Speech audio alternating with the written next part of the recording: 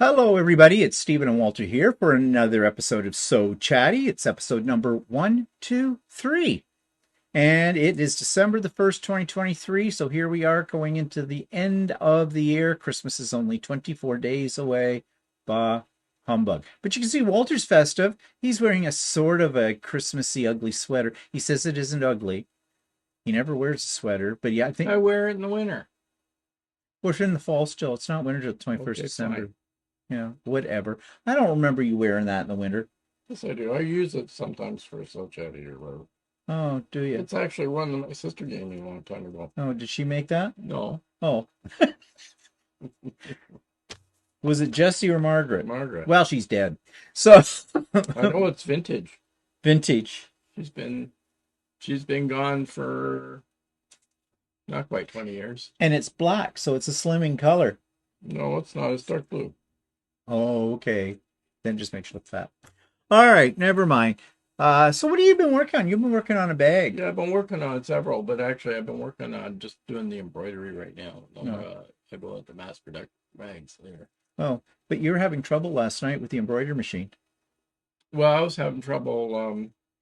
I had a couple of things that went wrong. First, one time, the embroidery hoop on the first one, the embroidery hoop let go on one side, so it all twisted. Why did you do that? I don't know, must not have Or been did you in there not have it secure. in right? I've done that. I have it. You got to Wasn't make in sure it's secure. locked in properly. And so that screwed up one of my embroidery things.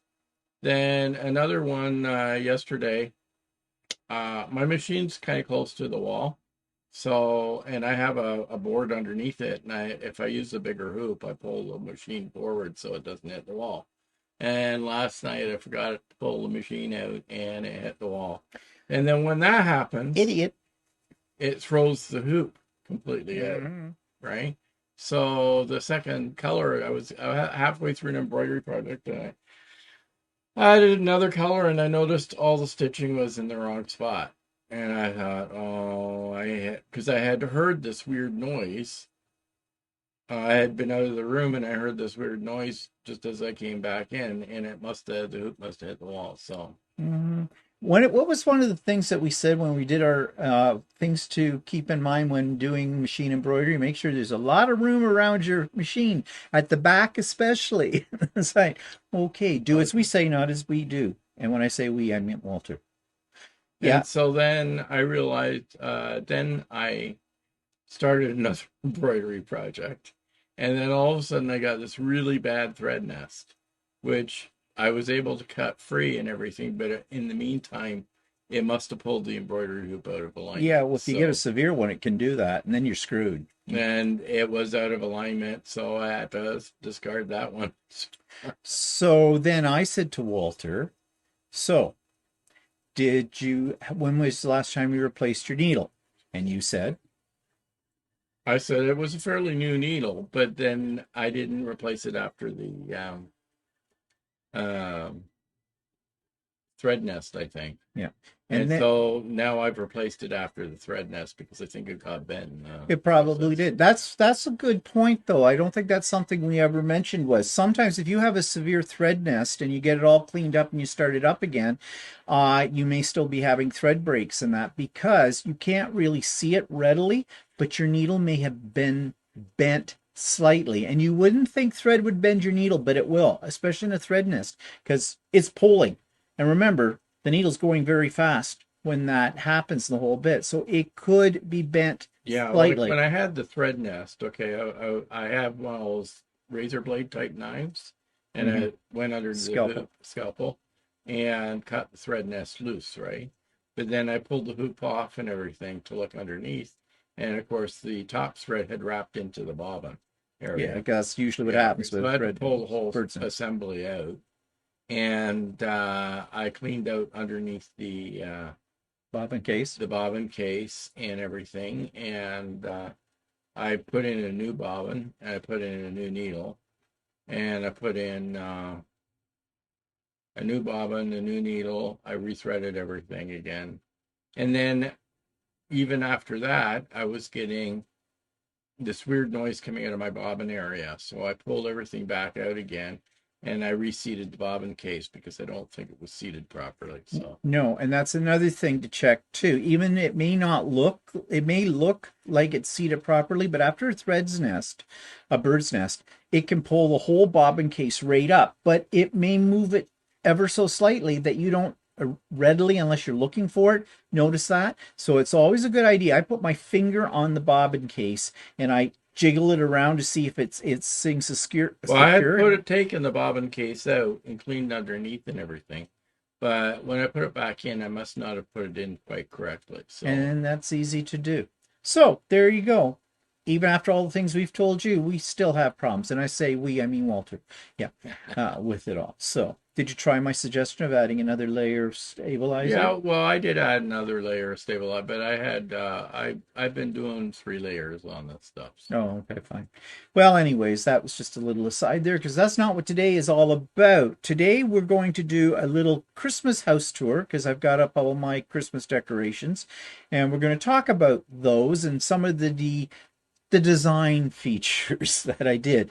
But before we do that, some announcements. Oh, I have something to show you as well. I almost forgot. I finished this yesterday.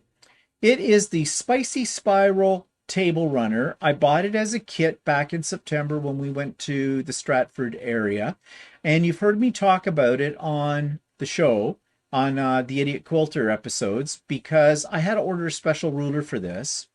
Um, would I do another one? Probably not. I mean, it's kind of neat and everything, but you could take off a finger in the way that you have to cut your fabrics with that long ruler. In fact, in one of the videos I watched about this, they recommended being able to go all the way around your cutting table, and also having a friend help you. So, well, I can't do either. So, yeah, it was tricky because I was cutting at an angle that you should never cut at. But I got it all cut, and the instructions were a little confusing. Thank goodness for the video. But I got it all done. I just did stitch. I've got the hiccups. I just did stitch in the ditch. You get the hiccups every time I you do do, this. sucking a lot of air in. It's probably hot air. I don't know. Um, I just did stitch in the ditch. I had thought, well, I could throw it on Lucy, my long arm, and have her do. I thought, there's feather designs that are kind of curved, and I thought that would look really cool. But in order to do that, I would have to do some manipulation with the computer control on there, and it's doable, but I never done it before. It's something you need to really try on a piece you don't care about, or just a sandwich, a blank sandwich kind of deal. And I didn't really feel like fooling around with all that time for this thing. So I just did stitch in the ditch, and it's pretty good. It's the curves are maybe a little off on one side. I'm noticing now in here, uh, where I went around with it, but yeah, it's okay.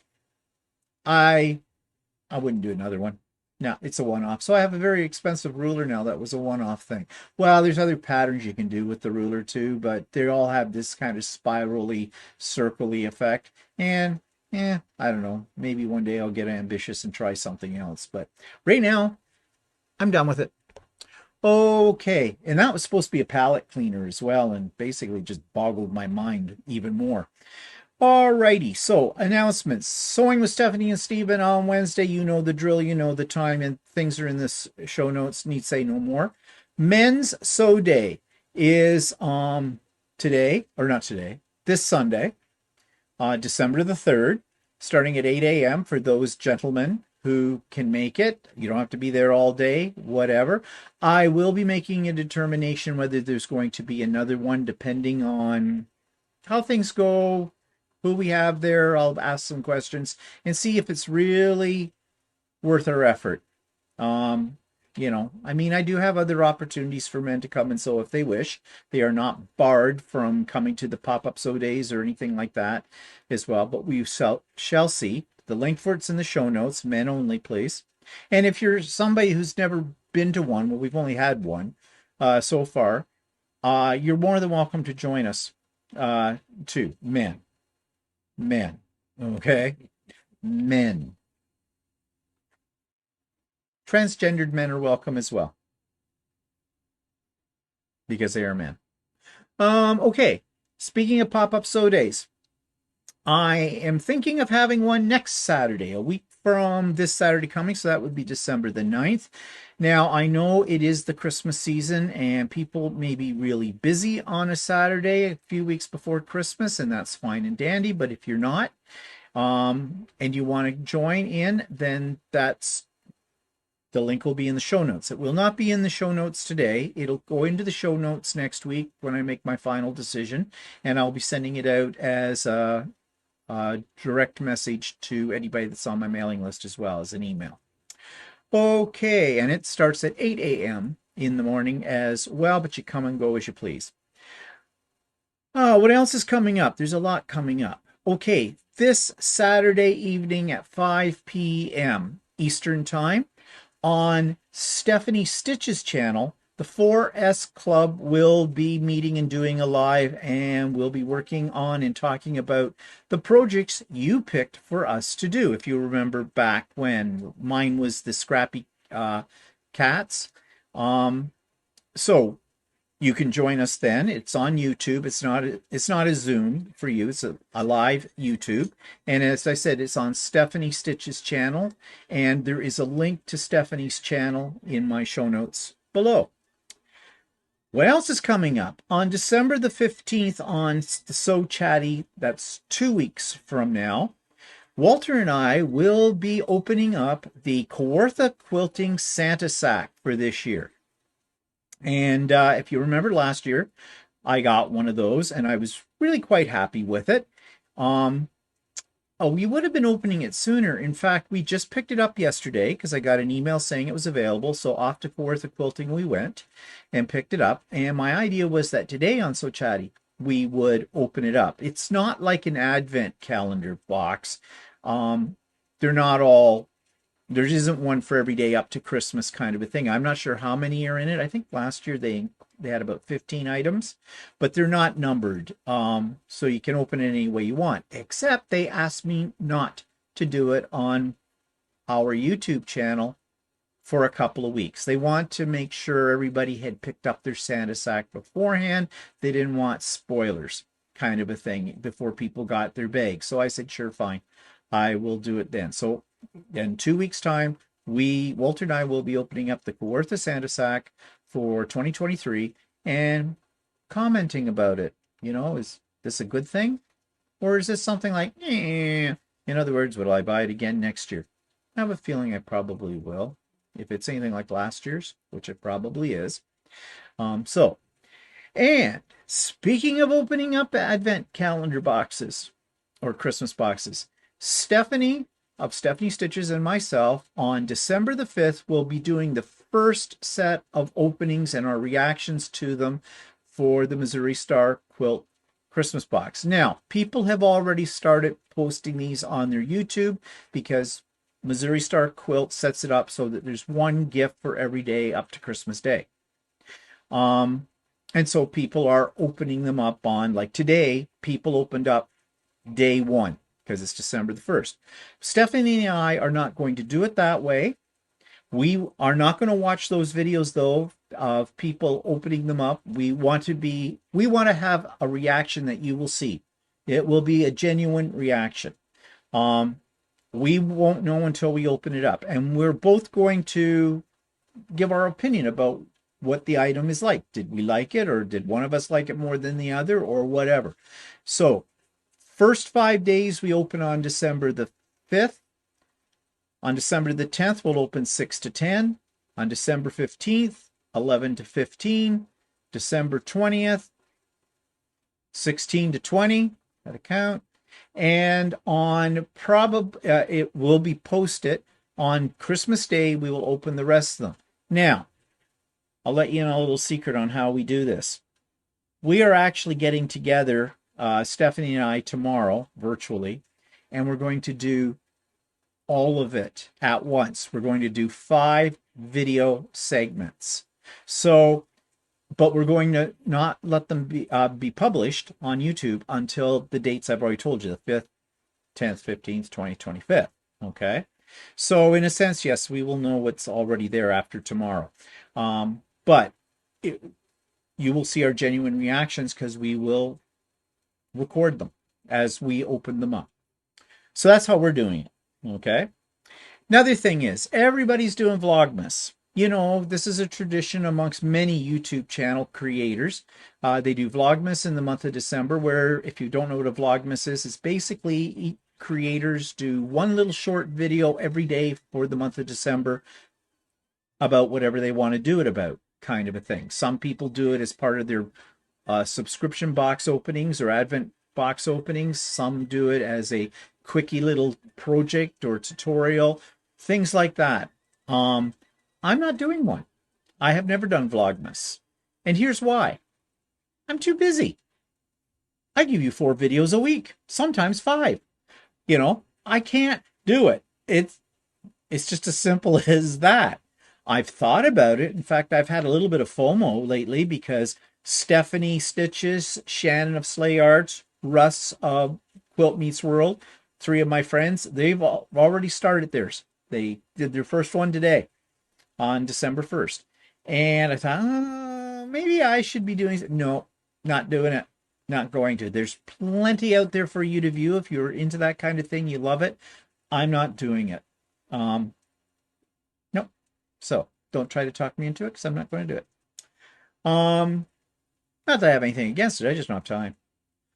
Okay, so I think that's all the announcements. Do you have any announcements? Having a baby? No. Buying me nice gifts? No, because we're not. So what we thought we would do is give you a little Christmas house tour. What I mean by that is, how have we decorated the house for this Christmas? It's more like how have you decorated? Yeah, I was just going to say it's more me because Walter does the outside of the house.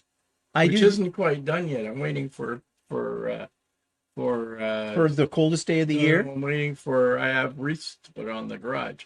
But I bought these extension cords from Amazon, and they were supposed to be delivered 3 days ago, but they're supposed to be coming today. Merry Christmas from Amazon.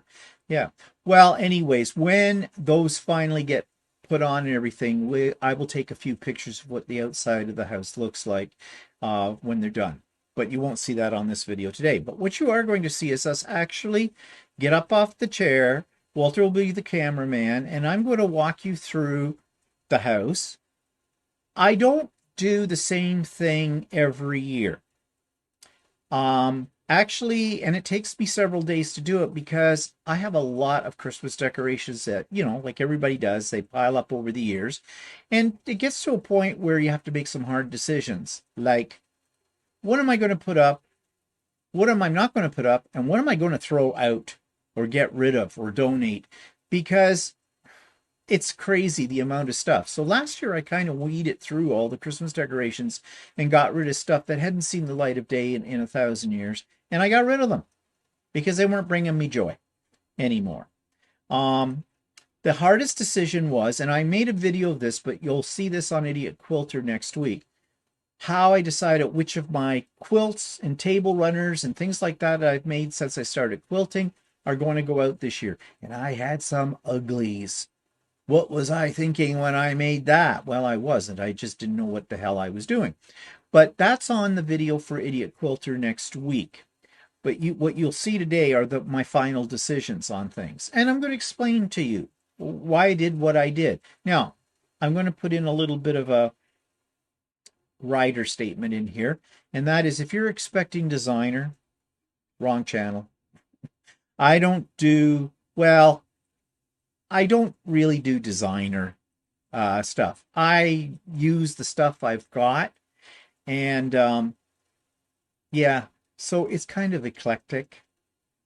A lot of 3D printed items will be featured. A lot of my decorations come from the dollar store. I will admit to that as well. So, having said that, I hate that expression. Everybody uses that now. Having said that, we're going to get on with it. So, hang on. Here we go. Okay, welcome to our family room kitchen combination here in our house, and I'll show you how I decorated this room first. So, if you come over here to the kitchen table,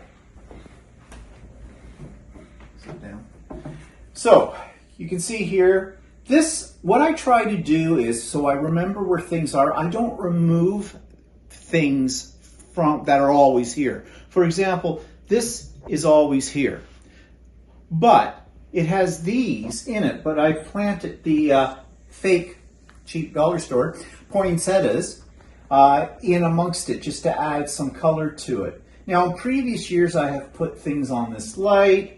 I've put out, if you notice this table runner was made by actually Walter's sister Margaret years ago. It's a pre-printed kind of design, and she added the little lace around it and everything. But I have about 8 of these. And in fact, there were some in the set that when we cleaned out her house that Walter found that she had not finished, and I finished them off. But I used to set them all up here as place settings, but on the table, along with Christmas napkins I made and napkin rings that I had made. But the problem was this: we use this table to eat on every day. And I didn't want to eat on those. I didn't want to get them mucked up. So I would take them all off and reset the table with our everyday placemats and that to eat, and then put them all back on after dinner. Well, why? Too much work. That's why, one, this comes off, we eat, that goes back on. Easy enough to do. So over on this part right here, this is Snowman's watching over the Christmas decorations. And these are the angels. These are all 3D printed that I've printed over the years. And again, I like to dress things up with those fake poinsettias and things like that. Yes, it's plastic, all right, or cloth in some cases, but they add a little bit of color to it. On this couch, this is the love seat, we have this is a quilt I made earlier this year called Regal Pines, if you remember, patterned by Chelsea Stratton. And so I like to have it out so everybody can see it. Nobody comes, so it's just us. And the pillow slips you'll see on this and on the other couch are ones that I made, I think, when I first got my embroidery machine. That was just a panel, but I made them into, pillow slips. I added some embroidery to them. Don't look at the embroidery too close because they're not really centered well. That was when I first got an embroidery machine. I didn't really know what the heck I was doing. And they are just on top of the pillows that were already there that we have there every day. I don't take off the pillow slips on the existing pillows, and you'll see another example of that. I just put these ones over top of them and then take them back off. The end table here, at the back you can see the 2 freestanding applique, what do you call those? Nutcrackers. Yeah. Walter made one and I made one. And those are all done in the hoop on an embroidery machine. They take a long time to do. They're kind of fiddly when you have to put them all together, but they turned out pretty good. Around in front of them, okay, this vase that's here, or vase, whichever way you would like to say it, is here all the time. Just that it doesn't usually have poinsettias in it.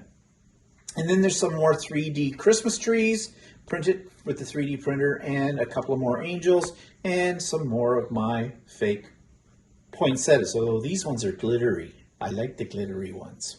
And another one of those placemats I already mentioned. This serves as I didn't have a table topper for this table, so that's what I'm using. On the couch, again, you see another quilt. This quilt I made a year ago. I forget what it was called, what the pattern was for that one. But I think it looks good there on the couch. I mean, my Christmas quilts don't get out much, only at Christmas. Once a year to eat the tree, kind of like me. And then, of course, the pillows as well, done in the matching. Now, on this end table, this is the Christmas tree table. I had this idea this year that on each of my tables, I would put like things together and make it sort of thematic. As you'll see, that hasn't always worked out quite well, but this is the forest, if you will. on here, and there is a table topper underneath that I made some time ago. It's a Dresden design, a Dresden plate design. Of course, most of the stuff's covering it up. Now, on the central coffee table, we have my Winter Wonderland Christmas Village, I call it. And this is really quite a mixture of different things. The little sugar chalet, the gingerbread house, and the other gingerbread house are all done the same way as the nutcrackers. They're in the hoop designs. I think you did one of these, didn't you? Or did I do them all? Which ones? The gingerbread houses. And I did that. I don't remember doing one. Maybe you didn't. Maybe I did them all at one time. They're a lot of fun to do, but they do take a lot of time as well because you do them all in pieces. And the trees are also done. They go along with it. Now, this church, the little house, another house here, and these trees that you see, all of those are 3D printed. Again, I've had those for several years now. When I first I've had my 3D printers for about 3 years, maybe even 4 years. I'm not sure from the first one I bought. So I was playing around with it. And actually, these look really cool if you put a little light in them, a little LED, and I used to, but the reason I'm not doing that this year is because the ones that I have change colors, but they go through the batteries, and they take those disc batteries so fast. And they do run off a remote control, but they burn out the batteries too fast, so you're constantly replacing the batteries, so I don't bother. I do have lights underneath. I like to put lights underneath stuff, and these are little fairy lights, so the ones that come on a long copper wire kind of a thing. Now, the one thing about these are they do not have a timer on them, and they're battery operated too, but it's a battery pack. It has 9 different settings that changes the lights, and actually I don't think it really matters because this keeps changing the lights into the different 8 settings that it has, whether I push it on or not. So anyways, just let it do its thing. Again, to fill out the table and to hide the lights, I put in more of that greenery stuff, the fake greenery. And there's the sleigh. That's all done. That's a freestanding lace pattern done in the embroidery machine as well. And there's a couple little glass deers, which are actually acrylic plastic, dollar store, and a little angel. This angel is a freestanding lace type of thing. Again, the embroidery machine. You see, you made a lot of really cool things with the embroidery machine. This candle is an actual candle. This is wax. It's never been burned. I don't know where I got it. I have had it forever. I've had it for many. I think it was a gift one time. It might have been, but we've had that for a long time. So the same with these Christmas trees. Actually, if we go back here to these Christmas trees again, one that I want to point out, it's probably the oldest tree in my collection. It is this one. This tree was made by a woman that I used to teach with many years ago, and it's all candies. And they're all. They're kind of stale now. Oh, I bet you they are, because this has to be 25 years old or more with it, and it's stood up for the test of time. But yeah, I don't recommend eating the candies off the tree. This one's one that I made a couple of years ago. It is not an embroidery project. It's actually a sewing project. And don't ask me how you make it, because I forget how you did it. But I remember it gave me a little bit of a pain in the butt. But and then I sewed all these little trinket things on the ends of it too. So it was one. These other trees, I don't know. That one's a 3D printed tree. These ones, I don't know where I picked these ones up. Yeah, I think you got them at various stores. Yeah, or something. probably. You know that I didn't spend a lot on them. No. That's for sure. Now, just before we leave this room, but if Walter comes around here, you've seen this before because I just made this a month ago or less. And I thought, well, I'll put it on the back of this chair because it's the back of the chair you see when you first walk into this room. And I thought that was a good place for it. Okay, so that takes us into the dining room. And we'll look at the dining room table. Well, before the dining room table, this is what people often refer to as my Christmas village. It is not, although it has Christmas elements. It's up all year round. The white stuff you see on it, that's just dust. That's not snow. So, but you know, it works with it because it's a bitch to dust. But it's all, if you look really carefully at it, besides the houses and things, it has little things that we pick up wherever we've been in the world. So you'll see a mishmash of things like Luna Park in Sydney, Australia. I think that's San Juan. That's the the Parthenon in Athens. Mykonos. What's that one? Is that Winchester? I can't remember what that one is. I think that's England, but Yeah, I can't remember which. This is Venice. This represents Egypt. And that's Turkey. Turkey. And Eiffel Tower, Paris, Barcelona, the church, what do they call it, Familia, whatever. Oh, there's that. Sagrada Familia. Colosseum from Rome. Pyramids from Egypt. Windmill from the Netherlands. This trolley's from San Francisco. There's a couple of wooden shoes from the Netherlands. A windmill from the Netherlands, wooden shoes. Some cruise ships from cruises.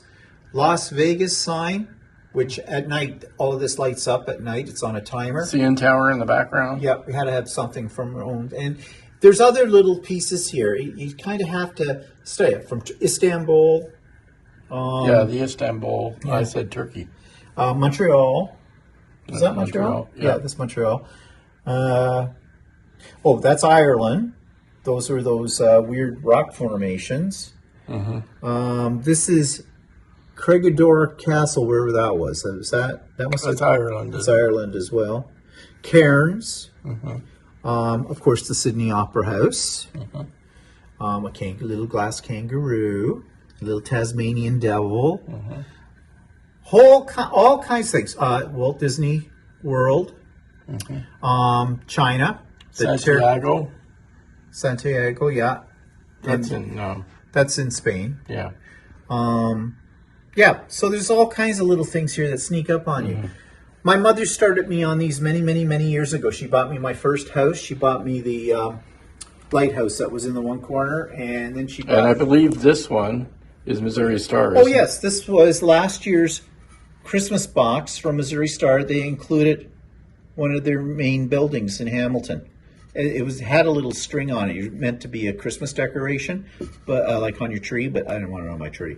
But that's where it sits. But like I said, all of this whole display sits out all year round. And it needs to be dusted. Okay, dining room table.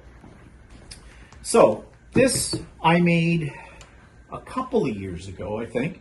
And you'll notice it has prairie points. And you've heard me say on my videos that I do not like prairie points on things. Although on this one it fits. But I had to prove to myself that I could do prairie points. And of course these candles are fake. And I have a remote control for that. There are remote controls all over the place. The centerpiece that's here is made up of dollar store stuff. Now the bucket that it's in, I made that. I saw a tutorial or something one time, and I made this maybe 2 years ago. And I just went to the dollar store and bought some more poinsettias and other stuff and just stuck it all in there. These angels, oops, I had him on backwards, are again freestanding lace angels from the embroidery machine. And okay, these poinsettias, I gotta tell you about these because you can't buy these. These were these at one point in time, big ones of these. They were getting a little ratty looking. I pulled them out of the box and I thought, well, wait, I have spray ink. I think I made these during my crafting days. Mm-hmm. And I used spray ink on them and spray glue and glitter. And that's how I created those. And I think they turned out pretty good. So something that was a little ratty, it's got a little bit of color on it today. So let me turn these off. And let us focus our attention on the coffee table in here. Now I said I was doing themes. So this is my Rainbow Tin Soldier train set. The train I made, again, in the embroidery machine. They're freestanding applique. And I put some little gifty presents in it. Again, dollar store stuff in there. Some of the poinsettias. The tin soldiers I made in the rainbow colors, and they're all done from my using my 3D printer. I made those maybe 3 years ago or so when I first got the printer. I was all about printing a lot of Christmas stuff when I first got them. So that's why you'll see a lot of 3D printed things. On the mantelpiece, we have the angels. Now, you'll notice they're all, except for the big angel in the center, the other ones are freestanding lace angels, but I did them in the rainbow colors. I call them my queer angels. Rainbow angels, my queer angels. Anyways, they're all there, and some more poinsettias. Now, I said before I like to incorporate my existing decor in my Christmas decor so I remember where things are. Because if I take things down off that mantelpiece, for example, and put them somewhere, I'll forget where I put them. And they may not come back out for 6 months. And then one day I'll be sitting in here and go, oh, didn't we used to have where did I put that? So I leave them in and incorporate them in with the decorations where I can, with the exception of where that big angel, and that you should get a little closer up for that angel in the center, unless you can get it from where you are. Because I want to point out this angel was a pride and joy one when I made this one, because she has a little lace, it's actually organza, a piece of material, and the organza did not come this way. It was just a plain piece of sheer organza. I guess organza is sheer. You don't have to say that. And I embroidered on top of it to get that design. So you can actually embroider on fine fabric like organza. And this, of course, is all freestanding applique. And it went together in pieces. She's gotten a little squished over time in storage, but I really like her. In fact, I made one and gave it as a... Did we give one to the neighbors one year? Yeah, you did, I think, as a gift as well. This I also made a couple of years ago. It's a mantle, I don't know what you call them, a mantle cloth, I guess, or something like that. Kind of a farm motif, but you need something in front of the fireplace. The little mini quilt that's on this chair is actually not a quilt. It's meant to be like a small table runner or table topper, but I thought it would look good just sitting on the back of that chair just to add a little color to it. And the embroidery on this, or this actually, the quilting on this was done using my embroidery machine, because it was a small enough piece that you could get it in there and do that. And that was long before I ever had Lucy. The quilt on this couch is a scrappy quilt. This one is all, if you look at it, it was all leftover Christmas fabrics. I just threw them together and I created the flying geese out of that as well in the border. This is one of my favorite Christmas quilts because it didn't have a plan, but it turned out, I think, really quite nice. And the quilt, you've seen this quilt because I made this one earlier this year. Again, the same idea. This was all scraps. I had a whole pile of half square triangles left over from another project. And so I thought, I'll just put them together. So I threw these pieces up on the design wall and started to form it. So what it creates, and I have shown this, is a Christmas tree, a stylized Christmas tree. Now, the thing is, if you look at it close, you can see my points don't match up. I don't care. I almost didn't put this one out because of that, but then I thought I still like it. Plus, I did all this embroidery pieces. These are all freestanding lace parts that I had appliqued to the quilt itself as well. So, you know, I like to do things like this every now and then just to see what you come up with because it's always a surprise. It's not perfect, but for Christmas, on the back of the couch, it works. A couple of other things that I have made over the years. These over the banners that are banisters that we have here. These are actually supposed to be table runners. A couple of them, and there'll be another one you'll see in a bit. I used to put, but when we had the old doors that were solid, they didn't have the glass in them, I used to put them on the doors outside, but of course they were protected because we have storm doors as well. But I don't want to mark up the new doors with anything, so I'm not sticking anything on the doors outside this year. But they look okay here on the banister. And here's a tip. These are slippery, and this goes down another floor. So how do you keep them from sliding? Command strips. I put a command strip here and a command strip here, holds them, and they're easily taken off at the end of the season.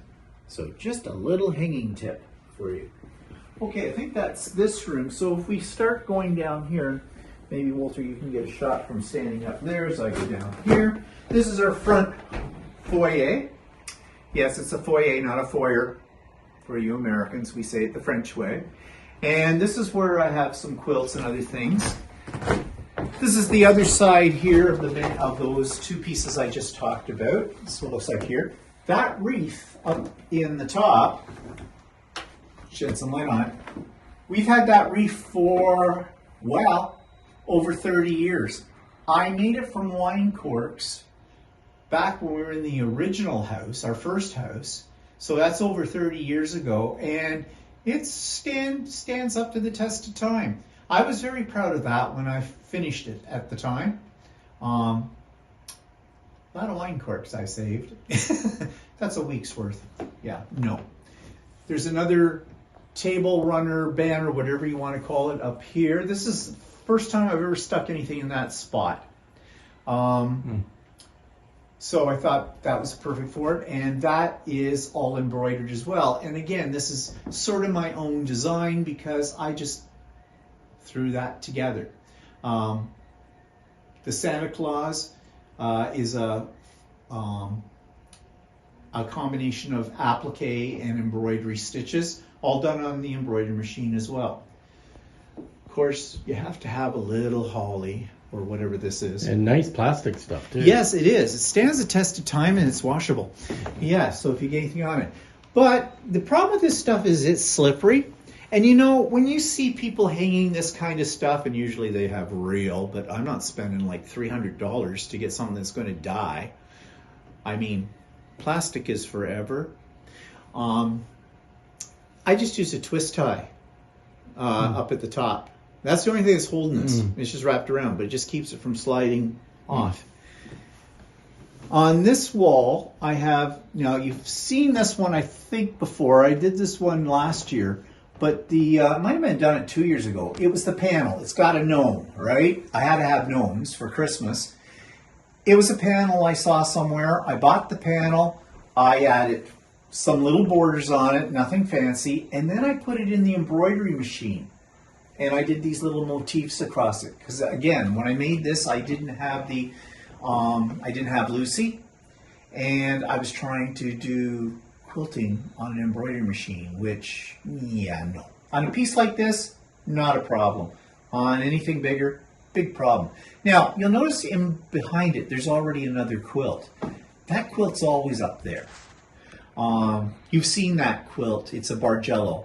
It's a Bargello that went wrong at the time, but it still looks kind of neat. Well, I could have taken it down, but you see how I have that quilt hung up there? I'm using a couple of rings on command hooks, and of course this one is too small. So it meant I would have had to hang it another way. I would have had to put more command hooks in or something, or a string across the two existing. I didn't want to do that, so I just pinned it. So it's got kind of an extra border with it. And I don't care that it's blue and these are reds. It doesn't matter. Down here is a sad looking wreath. This one, I picked it up somewhere many years ago, and yeah, it's getting a little worn. But I thought about tossing it, but I couldn't because I still like it, but it's just worn out. Okay. My other plan was that there would be Christmas quilts along this wall where these quilts are all the time, but I didn't have any that would fit. they were either too big or too small. And so rather than jerry-rigging something up or whatnot, I decided, no, I've got other places I can put quilts. I'm not taking these down. Last year, I think I did have something up here. I think I had a couple of those banners and things like that. But it's basically a pain in the butt when you take everything and you have to put everything back in. And I like these quilts up there. And they're not Christmas, it doesn't matter. That's where they always go. Now, I have not decorated the sewing room, but now we come into the rec room. And let's start. Oh, yeah. I want to speak about this. Forgot this was up here. Watch, I will forget to take this down after Christmas because it's not so obvious. But I had an extra hook up there, figured I'd hang it up. It's actually got a chunk out of it, which I didn't notice before. My sister made this. She made it in a ceramics class. Gave it to me many, many years ago. So I always put it up at Christmas, but I better not let her see that because I didn't know it had a chunky out of it. Okay, so if we come around this way first, don't do the tree yet. Not a good cameraman. This is what to do with your scrap fabric.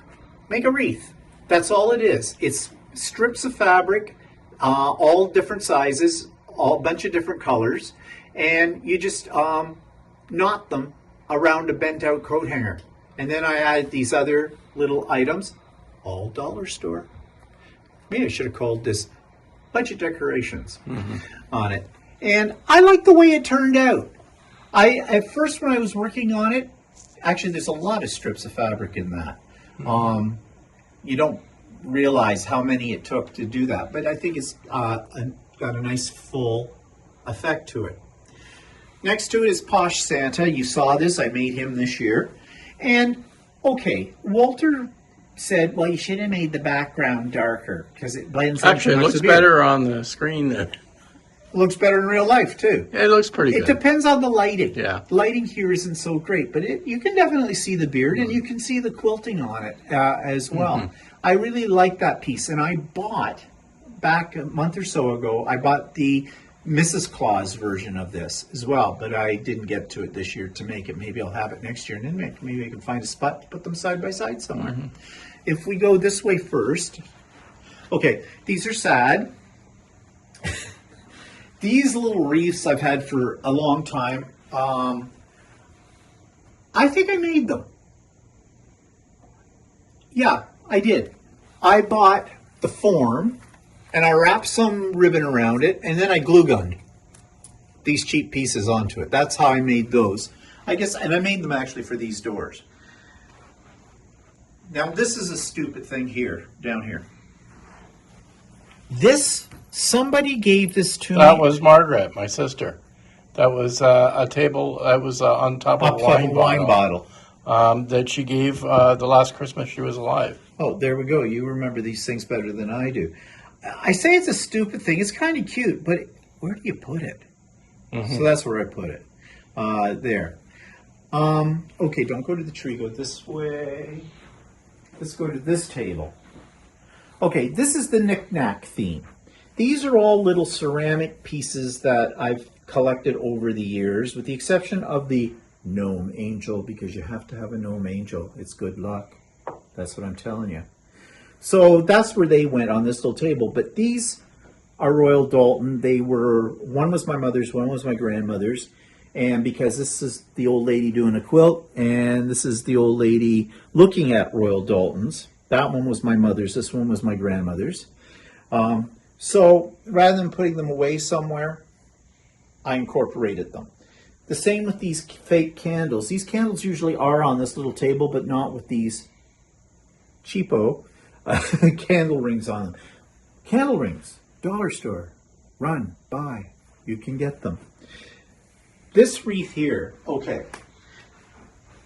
I saw a video by somebody that you may know on YouTube who does interior design. She's a professional interior decorator. Her name is Rebecca Robson. That's how you say her name. She does Christmas decorating of her house every year, and it's all over the top. I mean, you have to have thousands of dollars to do what she does with the house. But one year she put out a video showing how to make this, and it's made from old pages from a book, an old book. I just went to Goodwill or that, picked up an old book. You rip out the pages, you make them into cones, and you staple them onto a piece of art foam. What do they call it? Art foam board. Art foam. Say that fast 5 times. Foam board. That's what I mean. And I aged all the papers. Now, that's not tea dyeing. You could do it, but that takes forever. I had a spray, that was when I was still doing paper crafts, that's called walnut spray. It's meant for staining stuff. So I just lightly, after I got it all made, sprayed it with that, let it dry, hang it somewhere so it can drip on stuff that won't hit it. Had some old balls laying around, stuck them in the center, and it's one of my favorite pieces. It's getting a little battered, a little worn, but I think it's kind of cool. Okay. Now for your entertainment amusement, we do have Homer Simpson. Merry Christmas, everyone! You can't get enough of him. He actually has a motion detector on him, but I turned that off because he's very annoying. He says about 10 or 8 or 6 or 8 things, different things. I don't know why I have him. I don't know. I can't remember. I think I saw him somewhere and thought it'd be fun, and I just picked him up. Okay, over in this side, again, this is, you want to talk about a cheap centerpiece. Completely dollar store. Little box. I sprayed it with some inks, cut out some pictures from something, little angels on them, and stuck cheap things in it. And you know, I was going to throw this one out this year, but then I thought, nah, it's pretty. I think I'll keep it. This is something I got at one time. It is actually a little music box.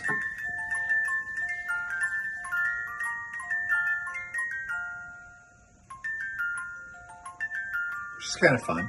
I don't know where I picked him up. Okay, he's done. Good. And this, I call him Augie Doggy. Augie Doggy, I bought At Zeller's. Yeah, I always want to say it was It was Zeller's. It was Zeller's. Walter remembers. But I bought him over 30 years ago. And this is what he does.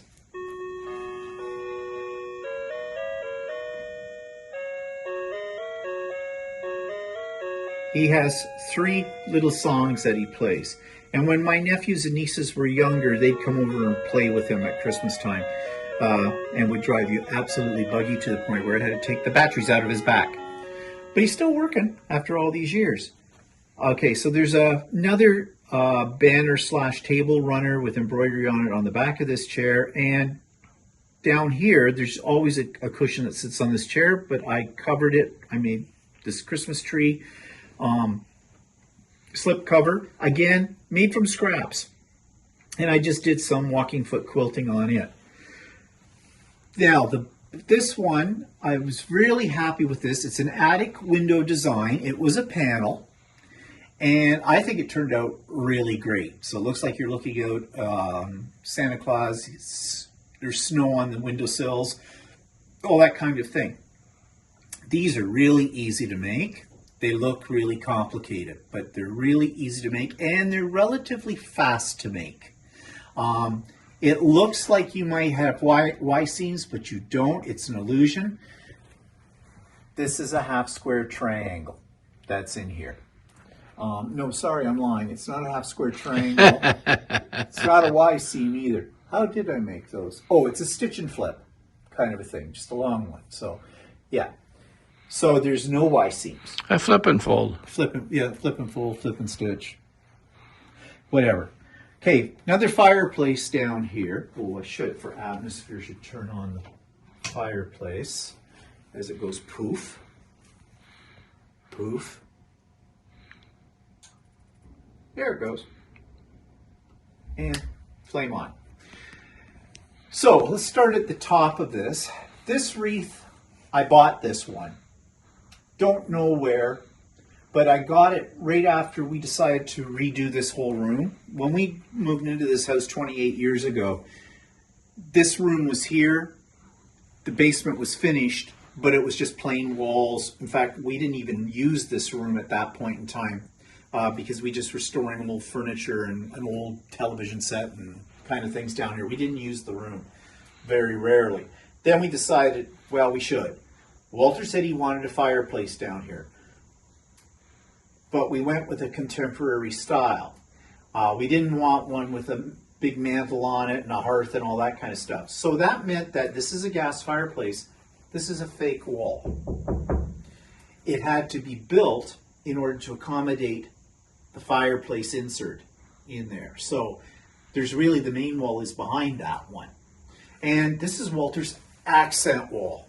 Because when we painted down here, and when I say we, I mean Walter painted down here, he insisted this had to be an accent wall, and he picked that color, and he told me I could never hang anything on this wall. He wanted it with absolutely nothing. I thought maybe a couple of sconces would look nice on it. He said no.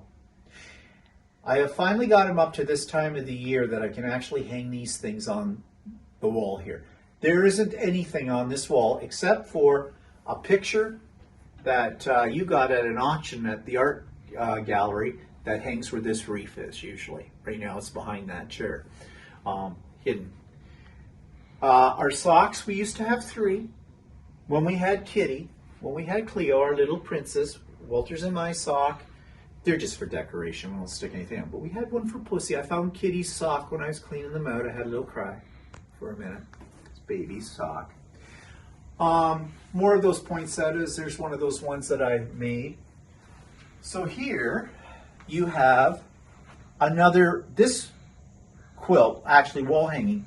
There are 32 separate pieces in this that you sew together.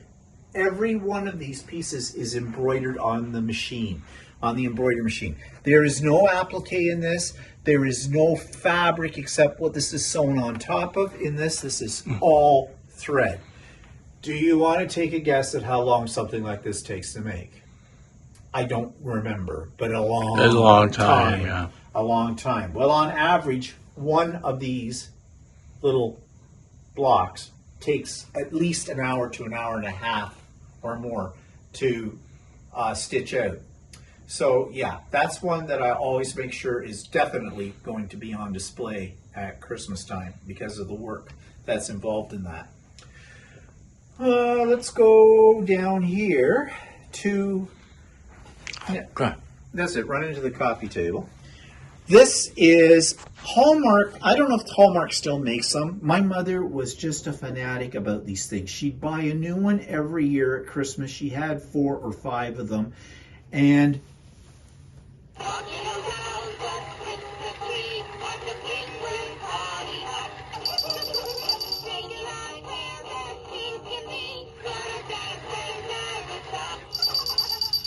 so you can see this is, okay, it's enough of you. Turn him off. This was my mother's, I think. Yeah. Yeah, this was my mother's. So I think you got Or did one. I buy think one you too? got Maybe I one, did. Yeah. Yeah. They're cute. I debated whether to put it out this year. I don't think I had it out last year, but I got it out this year because it sits in that little corner that's kind of nice. Now, this is a ceramic Christmas tree. This one belonged to, I think this was my grandmother's. My mother had one and my grandmother had one. My sister had one of them. I think she had my mother's. She just told me she just got rid of it. And I almost threw this one out this year. I thought, well, I used to put it where our grow lights now sit. And so I didn't have a place for it. And then I thought, well, maybe it would look good on this end table. So I got it out, and when I took it out of the box, the light bulb that's underneath in the base, because it's in 2 pieces, the tree is the top piece, the base is the bottom, all ceramic. When I plugged it in, the bulb went poof, like snap kind of a thing. Well, the bulb had been in there for, I don't know if I've ever changed the bulb in it. And the little socket, it got bent a little bit, and it had corroded, and the base of the bulb, we're not talking LED bulbs, we're talking old-fashioned bulbs, right? The base of it, the part that screws in, had actually corroded away from the glass, and that's why it went poof, because it had it. It's basically called an electrical fire, but we didn't have that. I unplugged it very quickly. So I thought, okay, And some of these little things were missing off of it because they just sit in there. There's plastic, and the light comes up through them. I thought, well, you know, let's get rid of it. But then I thought, well, let me see if I can get the socket out. So I did get the socket out with a pair of pliers, and I put a new bulb in. And I found most of the little thingies in the bottom of the box. They were stuck to the side and under a flap and thing. Put it back together and I went, okay, I'm using it. And so there you see it. This coffee table, if you go around more to this side, I didn't want to put a lot of things on this coffee table because we are planning to have the neighbors over for a Christmas drink. And this is our principal room for entertaining. And so I was thinking, well, I'm going to have a charcuterie and I'm going to need a place to put it. If I fill this table up like I did with the coffee table upstairs with a whole lot of stuff, I'm going to have to take it all off and then put it all back on. This way, it's real easy. I can move the candles to either end. I can take this little box, which is getting kind of ratty, but I hang on to it. I think I bought that at a church bazaar. I can't remember. And that's ancient too. I think I had that when we were in the old house. So it's about 30 years old. And so that's what I left. The table runner I made that table runner from a kit. And I bought that kit at the Quilter's Cupboard, and I think you've heard me mention on Idiot Quilter that some places when you buy kits, shortchange you a fabric. There was a problem with this one, and I can't remember what it was, but I made it work with it. And these little stars, you may have seen these. If you watch The Last Homely House, back about 5 years ago, Kate made these, and she showed you how to make them. There are no sew. You use scraps of fabric, and they're really fun. I made a lot of these. I've given them away as presents. I've hung them from my Christmas tree in past years. I've attached them to Christmas presents, and I still have lots of them around. And they're just they're fun. They're easy to make. I do have a tutorial on my channel. I can't tell you what it's called. It goes way back on how to make them. But if you do, just look for search, do Christmas fabric star, and you'll find tutorials. You'll probably find mine. You'll find Kate's for sure on there, and they're easy to make. These candles. Now, I have a little problem with these candles because one of these candles works with the remote. The other one, it doesn't. So I have to manually turn it on. But I don't turn these on every night. These are the ones, though, if you look, they almost look like it's a real flame kind of a thing. And these...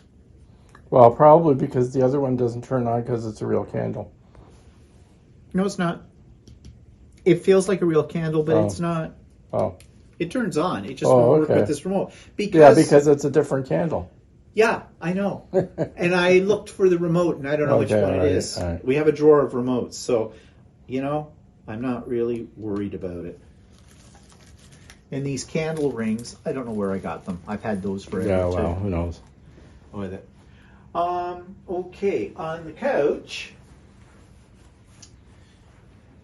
this is a quilt I made. I don't know if I made this last year or the year before. It's a panel.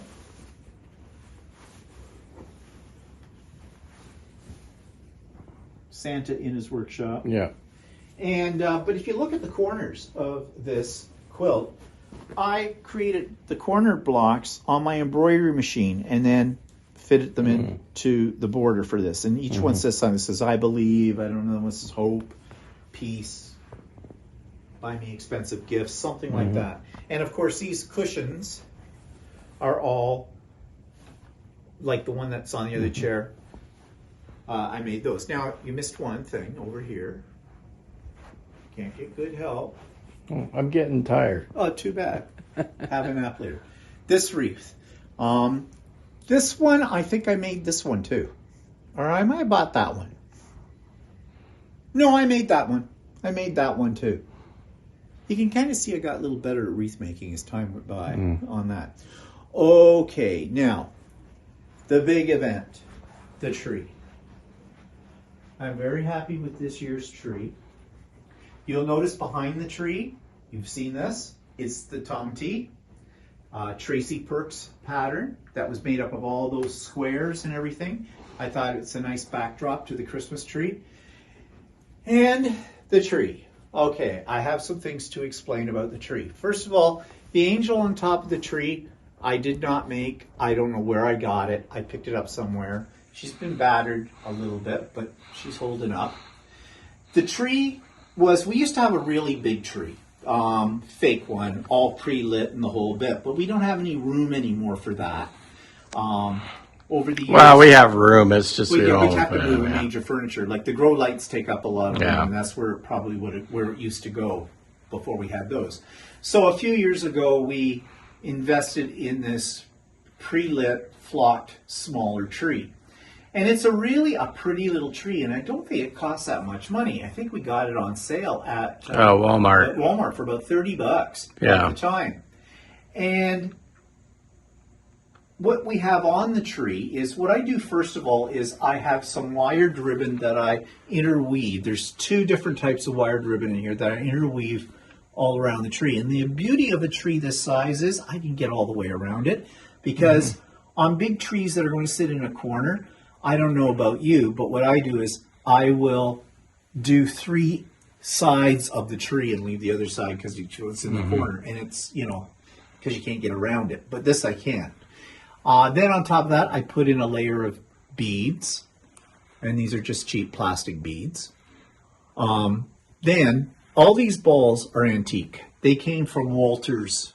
They were your parents' Christmas decorations. Yeah, they brought them over from Europe. So in 1954. So they're a little bit old. Well, yeah, they're antique. In fact, some of them probably came from my grandparents' place. And I have managed to break a couple. They're very, very fragile. Cleo, I think, broke a couple. Was it? Yes, Cleo knocked a few off the tree and broke them as well. And even if they hit carpet, some of them will break. Yeah, they're really fine glass. Yeah, they're very fragile. So those go on. And then to fill out the tree, and this is a trick I learned from Christopher Allen, who you've heard me talk about before, who has, what do you call it? He's a YouTube channel creator. Yeah. He considers himself a lifestylist kind of a thing. He does all these over-the-top decorations and stuff. If you want a good laugh, watch him, because he's a joke. And I don't mean that in a positive way. I mean it in a sarcastic way. But anyways, one tip I learned from him are picks. I didn't know what picks were. This is what a pick is. It's just a little thing on a stick. But what you do is you stick it into open spaces or wherever in your tree, and it really fills it out. I bought these from Amazon. They didn't cost a lot of money. I think I maybe spent $20 and have about 30 of them in different types. And after I'm finished decorating the tree, I just go around and stick them in, and it fills your tree out very nicely, I think, with it. Now, but this year's piece of resistance really is my balls. I love my Steve's balls. My balls. Okay, how did this come to be on the base of my tree? All right, was not a plan. I got the tree decorated yesterday, and I had some of this beading left in these 2 sizes. Well, I have a string of lights under here. They're not lit up right now, and I'll tell you why in a second. That those cluster lights, where there's a whole bunch of them in a thing. And what I did with them last couple of years, is I'd have them laid out here underneath the table, and then I would have all these little nicks, little things, like some of those little ceramic things I showed you, some of my 3D things, all kind of under the tree with it. And that kind of hid the lights a little bit. It looked cute, but it was a bit juvenile. So I was thinking, okay, I don't want to do that kind of thing. This is not a tree skirt. This is actually a tablecloth. I picked it up in Niagara-on-the-Lake one year when we were there. I saw it. It used to sit on I put it out on another table at Christmas time, but that has a grow light on it now. And I didn't finish yet that tree skirt that I was making, that I've been talking about. And you'll see probably parts of it on Idiot Quilter next week. It's still not done. It's not going to be done for this Christmas. The tree skirt I had was a cheap thing that I bought, and it looked it. It looked like something a kid had made. And that's what I used for years. But, you know, I didn't worry about it too much because I had other things on top of it, so you didn't really see it.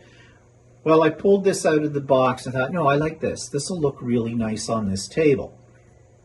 So I put that down, but I had the lights all under here. And I was thinking, how am I going to hide those lights? So I started just taking these beads and just sort of looping them around. I just laid them on top of the lights, but in loops. And that looked really good. And I thought, well, I'll just leave it like that. But then I had all these extra balls. These are balls that we've had over the years. Most of them are plastic. They're just plastic. Mm-hmm. And I thought, well, I wonder what they'd look like. So I started with the silver balls. And I put them on, and they'd sit in amongst the lights and where the beads were. And that kind of kept them in spot. And then I just kept going. And so now you see what kept going. What's bugging me is this looked really good. I got the last ball on, and the light that's under here went out. Now, I don't know if it'll come on if I plug it back in right now or not, because it did come on yesterday for a while, but then it goes out. There we go. That's the glow. And actually, if Walter stands back a little bit and I turn the lights down a little bit, you get the effect. So you get this glow coming up from underneath the balls in here. Now that's not going to last. There's got to be one bulb that when it heats up loses its connection and they go out. And I really didn't want to go through the whole string and figure out which bulb that's doing that kind of thing with, and it meant I'd have to take all my balls off from under here, and I didn't really want to do that. So I was just going to leave it. But today I ordered a string of fairy lights that you can plug in and you can put on a timer. And what I'm going to do is I'm going to take some of the balls off, put the fairy lights in there. Actually, I'll probably end up taking all the balls off, taking the beads off, taking the old lights out. See, there it went out. Yeah, take the old lights out, put the fairy lights in, and rebuild it. I mean, it won't take that long, but it's just POs me because I was really... Well, you should check your lights before you... I did. I had them plugged in. And it waited. It waited until I went like yeah, this. seems to be your luck. I did this last ball, and I went, isn't that nice? All and the lights then it went out. So, yeah. I threw a couple of little gifts under the tree. They're fake. They come from the dollar store. Just, gifts on your tree. So, that's our Christmas decorations this year in the house. I hope you enjoyed this. I hope you got some cheap tip. How to decorate on a budget. Have a 3D printer? You can make your own. Yeah, whatever. Got a sewing machine, an embroidery machine? You can make your own. So, yeah, that's how we're doing Christmas this year. And when we get back from Georgia, from Stephanie's retreat, it'll all have to come down then. So, it's just a shame. Only us will see it, basically. No one ever comes over. Well, the neighbors. We have to have them over for a drink. So, yeah, we'll see how it is. Okay, so that's it for us today. Can you switch the camera around? Oh, you can't when you're doing this. Okay. I wanted people to see. Well, they saw you at the beginning. They'll see you on. Here's my hand. Oh, there you go. Okay, so thanks for joining us for this. Hope you enjoyed the little Christmas house tour. And we'll see you again on Sunday for Stephen and Walter Live at 4. Okay. Say goodbye, Walter. Goodbye.